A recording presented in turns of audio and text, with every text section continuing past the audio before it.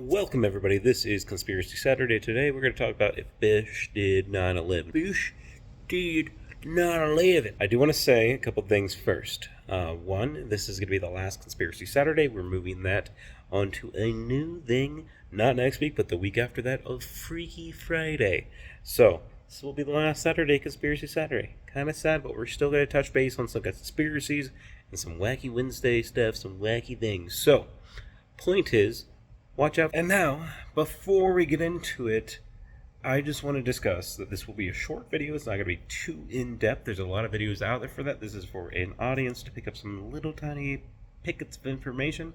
And first information is the attacks happened, right? People died. Americans died. It was about 3,000, less than 3,000. But those were people that had families they were just going about their normal day. And the reason why it brought America together was because it was just horrifying that this could happen to America, to Americans, that we had a big presence in the world in the early 2000s, the 90s, and really since WW2. And it was just, yeah, we've had terrorist attacks, and there was a terrorist attack on the World Trade Center in the 90s, but nothing this significant. Literally nothing this significant. This became America's worst day, right? The most Americans to die in one day through just living life. The other day was the Jonestown murders, when they drank all that Kool-Aid or Flavor Aid. Point is, people died, and that is sad, and that is real, no matter if it was by the U.S. government or by terrorists without their involvement. At the end of the day, American citizens died, and their families were affected. Now, if you caught what I said, terrorist attack. Now, it doesn't matter if they were paid by the U.S. government, given intel by the U.S. government, or worked on themselves. Terrorists were the ones that actually followed through the plan. You know why they're called terrorists? Because they terrorized. That is not changing no matter who paid them or who orchestrated it. The attacks happened. So, terrorists attacked on 9/11. Is that clear?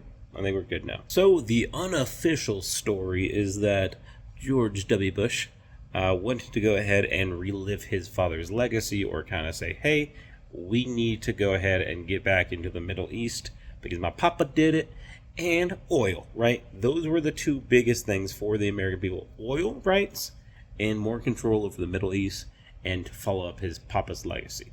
That is why Bush did it, and that is why people say Bush did it. Now, what happened? Well, he talked, good old Larry Silverson into going ahead and getting the lease just 6 weeks before the attack, and made sure that he had insurance coverage for a terrorist attack, which seems a little sketch because he did it 6 weeks before the attacks. And there were planes that did crash into the building, but the buildings were lined with thermite because, as we all know, jet fuel can't melt steel. That's the whole gist, right? Larry Silverstein went ahead and did it so he could he could go ahead and pick up insurance money, and they did it so we can go to war in the Middle East for that control over the oil, and again for his father's legacy, and to fight terrorism. But if they partnered with him, they weren't that upset with it, right? So, but let's go ahead and look through a couple of the shaky arguments here. First biggest thing, let's just go ahead and say it. Jet fuel burns at 1,500 degrees Fahrenheit. Okay? Steel beams melt at 2,500 Fahrenheit. Now, if you add those together, that means that steel beams can't melt by jet fuel, right? That is true, and that is why they said they need thermite, because thermite doesn't leave any residue. And so they used it to patch holes in there to make the whole entire building crumble. And if that were true, I could believe it. I'm not saying that discredits that thermite proposition, but what it doesn't put into effect is that's a lot of weight. The building's many, many, many stories high of concrete, of chairs, of desks, of people, right? All that weight crushing down on these beams. And so you don't need it to melt. You just need it to be hot enough to wiggle the metal and make it the metal lose its integrity. So 1,500 degrees is plenty hot enough for steel to lose its integrity. There's many videos out there that you can see, so the steel not melting is not a problem. It's not a problem. Like, that's literally a dumb argument. Now, for Larry Silverstein, he lost money, is what it actually seems. So he tried to sue the insurance companies, make it 2 claims because both towers went ahead and fell, and he lost. He only got like $4 billion. The new Freedom One World Trade Center it took $3.9 billion, but the whole entire place needed to be picked up, and that whole total cost is about 20 to 25 billion. And again, he's not fronting the money.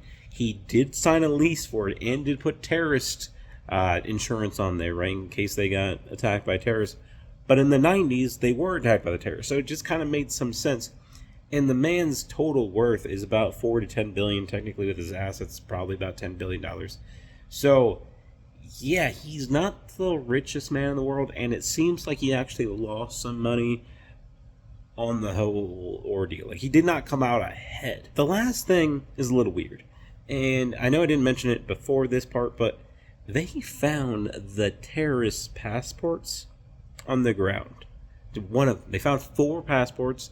2 were from the flight that crashed in Pennsylvania. That flight that crashed into Pennsylvania, I think it's like Flight 93. That flight went ahead and they found 2 passports through that. They went ahead and found another passport in a luggage bag of one of the terrorists from their flight from Maine to Boston for Flight 11. And then they also found a passport from one of the terrorists on Flight 11. Somehow, it was just on the street.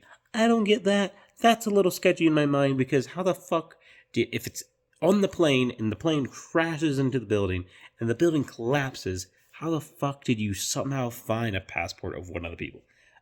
No, that didn't happen. And that's why my little brain, my little conspiracy brain is like, that doesn't make so much sense. Weirder things have happened, and it's just one aspect. So, did Bush do 9/11? Yeah, this video doesn't prove fucking shit. He most definitely could have still done it in different ways. What it does prove that the jet fuel doesn't matter, and that Larry Silverstein wasn't in it, and that the passport's a little sketchy still.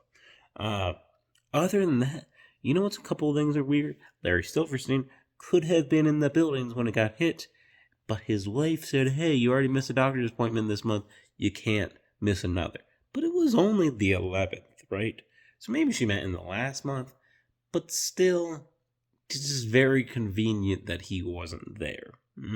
Also, I don't think this has any convenience to it, but just weird, not fun, but fun facts, is Mark Wahlberg and the creator of Family Guy, Seth MacFarlane, both were supposed to be on Flight 11. So we could have just lost those 2 cool people. And again, it's very sad of all the people that died, but Mark Wahlberg, that'd be pretty sad. He went ahead and canceled the flight because he changed his plans, and Seth MacFarlane luckily overslept and missed it. But it's wild. It's wild things. I just want to make this short video. It's 10 minutes long. It's not a short video anymore. Sheesh. Dang, I need to hurry up. I need to speak faster, guys. Anyways, I love y'all. And just go out there and just think with an open mind. And just kind of look around. Just make sure you're aware of your surroundings, right? I love y'all. Spread some love, some hope, some peace, and some compassion, some friendliness. Just do your best. Love ya.